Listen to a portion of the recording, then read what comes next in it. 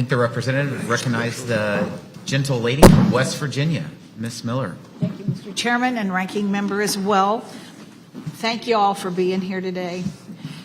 I feel that policymakers don't always respect or truly understand what job creators, business people, go through and the risk they take every single day when they open their door, whether it's a glass door, a fancy wooden door, or a truck door. You take risks every single day, and you care about your employees, because without them, you can't do a good business. So I'm looking forward to hearing more from you on your ideas. Mr. Bravetti, thank you for being here. You know, the independent oil and gas producers are so essential to securing our American energy and our way of life. Without producers like you, it would be much more costly for Americans to keep their lights on and our cars powered. The Democrats in Congress have consistently used the tax code to discriminate against American energy producers, from attacking deductions for intangible drilling costs to propping up unreliable green energy through billions of dollars of subsidies. Democrats have shown that they are more willing to pick winners and losers.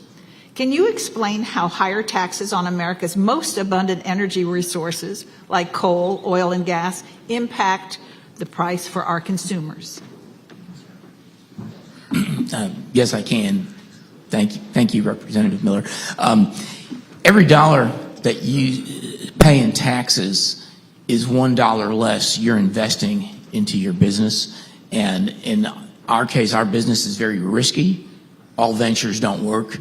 You're at the vagaries of Mother Nature in the sense that when you put $1 in the ground, you get $2 back, $3 back, or you get none back. Punitive tax codes do no good.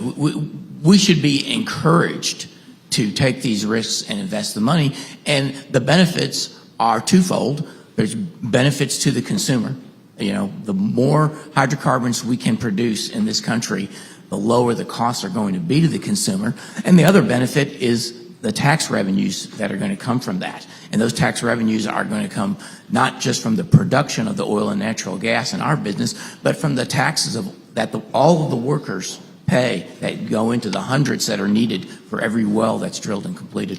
Well, you know, President Biden, when he decided to release millions of gallons of oil from the Strategic Petroleum Reserve in a failed attempt to artificially lower our prices, how can small producers like Charter Oak compete against the federal government in pricing oil? That's an outstanding point and a great question, because I believe the amount of oil released initially was 180 million barrels, and then I think it was followed up with another 23 million barrels this year. That's over 1 million barrels a day. To put that in perspective, that is about just almost 10% of U.S. production. So it would be it was not for any sort of national emergency. It merely affected the economy. It did temporarily drive the prices down. But even if the strategic petroleum reserves are never replaced, that 1 million barrels a day of production is off of the U.S. market. So now the demand hasn't changed, so us producers have to now come up with that extra 1 million barrels a day. That is probably going to raise the price of oil to all consumers in the U.S. And it will continue to do so. Mr. Jackson, when you spoke, I'm sitting here going, boom. I enjoyed hearing everything that you had to say. I have a very small farm near Milton, West Virginia, and I raise grass-fed bison. At one time, I had as many as 100 animals, which is pretty tiny to a lot of you. And we're down to about 30 now since I've been in Congress for the last 4+ years, because we just can't, handle what we do. I still worm the animals 3 times a year, and it's a 3-generational thing. It's really cool to see my 13 and 15-year-old grandsons finally strong enough to pull those gates when those animals are, trying to get through. Yeah. So you built your business during one of the most challenging economic times our country has faced. Have things gotten better or worse for you since you started your business? And what's your biggest challenge?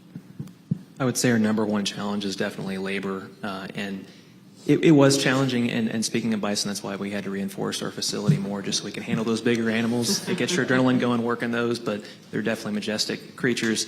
I would say if I could offer one idea though for how to entice people to come to work, though, it would be to offer them hope. That's what we need as a nation, is for people to have hope that things can get better. And I think we owe it to each other to share that knowledge of what we've learned, so people can walk in the door with zero experience. They can learn some tangible vocational skills, things that we had to learn on the fly that we couldn't go to a school for, and walk away with some real skills they can use somewhere else. And that's empowering for people to have that, to know they have hope, they can make their life better for their family. And then with that, we have to coach and mentor. We have to have people grow in their jobs. And we look at it more as not transactional, but it has to be relational. And we benefit from that as a small business, to see firsthand people's lives, what they struggle with, and then help as best we can from our vantage point to make their life better. Thank you. Ms. Payne, I do have to tell you that I processed all of our animals. I was always in there when we did it. Thank you.